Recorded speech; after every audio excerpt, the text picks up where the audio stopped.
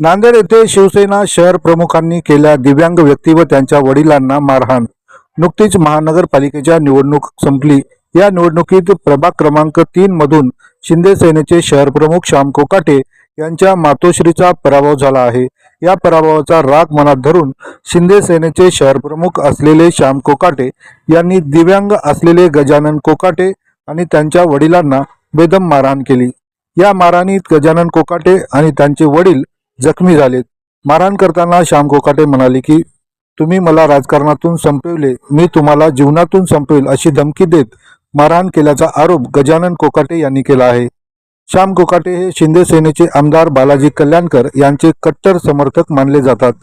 माझ्या पाठीमागे आमदार बालाजी कल्याणकर आणि उपमुख्यमंत्री एकनाथ शिंदे आहे, कुठेही गेलं तरी माझे काही वाकडे होत नाही अशी धमकी देत पोलिसांवर देखील दबाव टाकण्याचा प्रयत्न श्याम कोकाटे यांनी केल्याचा आरोप गजानन कोकाटे यांनी केलाय। श्याम कोकाटे यांच्या विरोधात गुन्हा दाखल करावा अशी मागणी दिव्यांग असलेले गजानन कोकाटे यांनी केली व विमानतळ पोलीस स्टेशन मध्ये तक्रार दाखल करण्यात येत आहे। सध्या ज्यावेळेस त्यानं नगरसेवक होता त्यानंच रोड केला, त्यानंच उभं टाकून रोड केला, मग त्याला पाणी कुणीकडे काढायचं ते कळालं नाही का? त्यानं पाणी काढताना आता रोड फोडून पाणी काढायला, चुलता पाणी काढायला, यानं मारायला, यानं येऊन दबादब मारायला चालू केलं। आणि पुन्हा काय म्हणते तुम्ही मला आता गेल्या महानगरपालिकेच्या निवडणुकीत त्यानं पडला, तो त्याच्या अस्तित्वामुळे पडला, पण त्यानं काय केला, मला तुम्ही पाळल्या, मी तुम्हाला तुमच्या आयुष्यातून संपवतो अशा धमक्या देऊन मारहाण केली। येऊन डायरेक्ट लाताबुक्या घालणं, हे करणं, गैरवर्तणुकीची सोय केली त्यानं। मी विरोधात कोणत्याही प्रकारचा प्रचार केला नाही, कोणत्याही प्रकारचा झेंडा घेऊन हिंडलो नाही आणि मी म्हणलो नाही बाबा याला मतदान करू नका। आता काही जण असतील त्याच्या कानावर काही गोष्टी आल्या असतील, कोण सांगितलं असेल ते मला माहित नाही, पण याने एवढा राजकीय द्वेष ठेवून हे मारहाण करायची गरज नव्हती।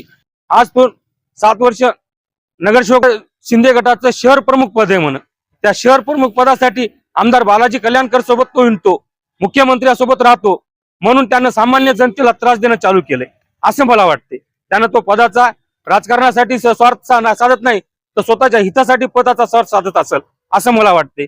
का तर ह्याच्यावर सरळ दिसून येते त्यांनी ज्यावेळेस सामान्य नागरिकाला मारहाण करत असेल आणि जनतेत राबलेला माणूस, जनतेसोबत नाळ जोडलेला माणूस जर जनतेला मारत असेल तर हा कोणता नगरसेवक पदाचा माणूस, लायकीचा माणूस आहे?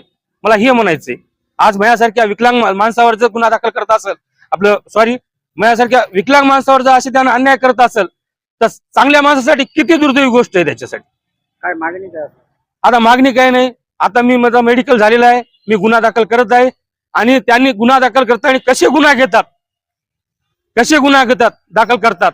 मी मुख्यमंत्र्याचा माणूस आहे, आमदार बालाजी कल्याणकरचा माणूस आहे, म्हणून त्यांनी अशी भाषा केली आणि बहुतेक माझ्या मते आला असेल, स्टेशनला फोन पण आला असेल, आमदार बालाजी कल्याणकरचा फोन आला असेल, येऊ जा काही हरकत नाही, पण अखिलला न्याय देणार डॉक्टर बाबासाहेब आंबेडकरांचा कायदा आहे आणि डॉक्टर बाबासाहेब आंबेडकरांच्या कायद्यानुसारच चालतील।